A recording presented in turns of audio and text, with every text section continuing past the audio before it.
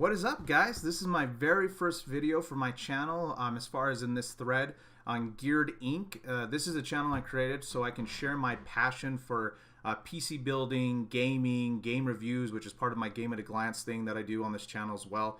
And so I get to share that with you. I'm just starting out. I'm super excited. But basically today what we are going to be reviewing is the new 1700X from AMD, which is their new Ryzen chip. The reason I went with this over the 1700 is that looking at reviews, people have been pushing the 1700 pretty far, but I wanted the XFR, extended frequency range technology that's on the 1700X because I'm interested to see with cooling kind of how far the chip can push itself, obviously personally for me. Now, I am going to be putting that in with a new AM4 motherboard as well that I've got to review, which is the ASUS ROG, and it's the enthusiast board.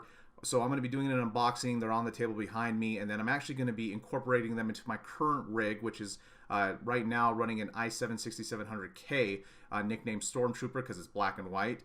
And then the unboxing I am going to be using my phone for. I'm just starting out. That you do what you can do, right? So if the sound quality dips or the color quality dips, apologize for that segment of the video. But anyway. All right, guys, so here we have the two boxes. Usually when I'm ordering parts, I mean, yes, I price shop between Amazon and Newegg, and as my channel starts to expand, I do hope to get more, like an affiliate link maybe to support the channel. But for now, basically, honestly, whichever's cheaper. I don't have a personal preference. I can get it on Amazon over Newegg. I do, just because I've had faster turnarounds if something goes wrong as far as customer service, but they're both great. So on this box, actually, funnily enough, I was kind of taking a look at it, and I was trying to pull part of the tag off, and the whole tape came off. So this one's kind of already unboxed, but this one's fresh. I haven't opened it yet. So let's take a look at the actual Ryzen chip first. So again, this is AMD's new chip. Well, one of them, being the 1700, the 1700X, which is what this one is, and then the 1800X. They have a price point difference of about $70 if you're going from 1700 to 1700X, and then another $100 for the 1800X.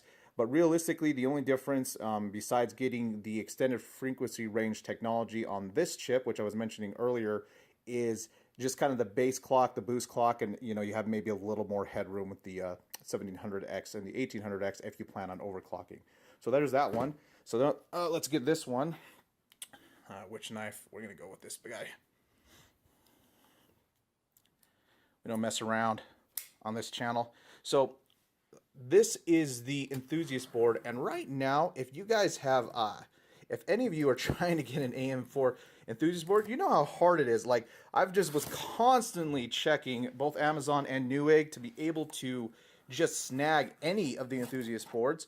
Originally, I was going to go with MSI. I've actually liked them quite a bit, but ASUS is obviously still really, really good, probably just as good, if not better, in my opinion. So I ended up being able to snag one of the ASUS ROG enthusiast boards. All right, let's see what we save. No. All right, cool. So what we have shows how organized I am. Just kick the box, don't really care. So what we have is the Crosshair Hero, and you can see down here that x370, that basically just means enthusiast, and the difference being between the enthusiast grade boards and the x350s is mainly in overclocking, and then also with, if you see here, it says SLI and Crossfire. The 350 boards just support Crossfire. As far as I can tell, there's not any actual SLI support, and currently NVIDIA is king if you're higher end GPUs or you do gaming, and so I wanted to have that availability to me. The 1080 Ti just actually barely launched, and I'm waiting for the aftermarket coolers, but just to get a card, I'm not really a big fan of the Founders Edition. So here we have the Crosshair 7 Hero, and I'm excited to take a look at it, so I'm actually going to open it up. Sorry about that, I literally almost dropped my phone. So yeah, let's open this up. All right, very cool. Welcome to the Republic. If you don't know much about Republic of Gamers, they're great. I mean, they put out basically some of the best gaming themed motherboards, monitors. This thing looks pretty dang clean. Very similar to their other Crosshair boards, if you've seen that for Intel. It's got this plastic shield on it. So there's a look at the board. Now, this does support RGB lighting, which is becoming very, very popular. I don't know. I'm going to be transitioning these parts into a new AMD build. I don't know if I'm going to go RGB yet or not. I mean, it's kind of a shame to waste it when you have something like this, but it's more so just the fact that I'm not sure if I want to do that or just kind of build it around the color theme. Haven't decided yet. So there we have the AM4 socket, and then we have the new brackets. Now, a lot of the mounting solutions for different coolers are going to be coming out in the next couple of weeks. I personally have the Deep Cool Captain series, which let me show you on my current Intel setup. Yes, I am a Steelers fan. So this is what I've got going on right now. Basically, what I saw is over at Salazar Studios, which is a tech reviewer guy. I love him. He was able to get this to stick by just using rubber bands. I'm actually going to be doing the same thing or using zip ties if I don't have a solution. It's a very beautiful day. So coming back to the board, I mean, yeah, so let's take a look at what's under this thing. If I can do that with one hand. All right, being very careful. You know, you really learn by doing. It was funny. I opened this up and I was like putting up, there was two different coupon promotional things that I got, and I was like holding it up and you could see the code. I was like, oh great, somebody's gonna steal my code, I'm an idiot. So anyway, we got like a coaster here, and I think anyway, and then we've got the installation driver CD. We have the manual here for the Corsair Hero, user guide, and then underneath the here we should have all of our cables, which we do. All right.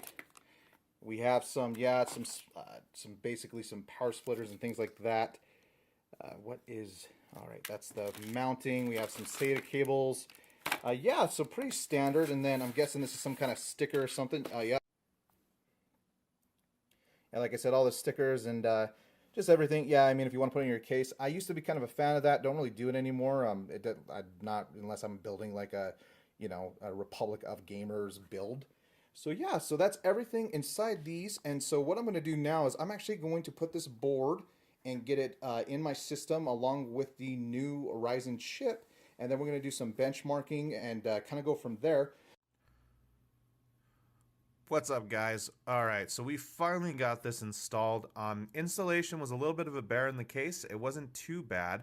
I will say one thing. This motherboard, the ASUS Crosshair AM4, it actually performed really well. I know that a lot of AMD builds, people have been having a lot of trouble having to boot right off the bat, memory compatibility issues. So I don't know if I just got lucky or the board, just is a good board. But the 2400 G-Skill Ripsaws memory that I have in there right now for the RAM fired up just fine. Didn't have any issues.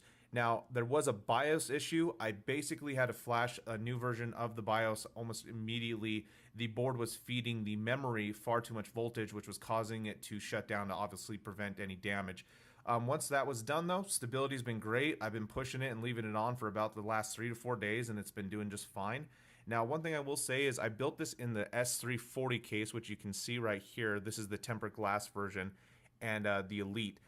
You'll notice that my fans, which currently aren't, the RGB isn't on right now, it does cover part of the shroud. And if you look around, I mean, I didn't really have, I could have put it on the top, but it would have been getting in the way of the CPU cooler. So honestly, if you are doing this motherboard in this case, just understand that there may be some clearance issues with some of your fans.